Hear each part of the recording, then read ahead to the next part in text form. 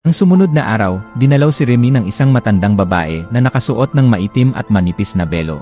Hindi niya ito kilala. Ako si Manang Aida. Kaibigan ako ng Lola Lagring mo. Napasama ka na, iha. Alam mo yan, hindi ba? Hindi nakasagot si Remy. Nakatingin lang siya habang gumagalaw ang mga labi ng matanda na tila hindi tumutugma sa naririnig niyang boses. Ang katawan ay puhunan lamang. Ang kaluluwa ang pangako. Huwag na huwag kang lalayo.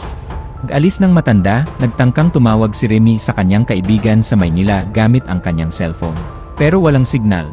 Nagbukas siya ng laptop. Hindi rin makakonect sa internet. Pagtingin niya sa orasan, 3:00 pa lang ng hapon. Pagkurap niya, naging 3:00 ng madaling araw.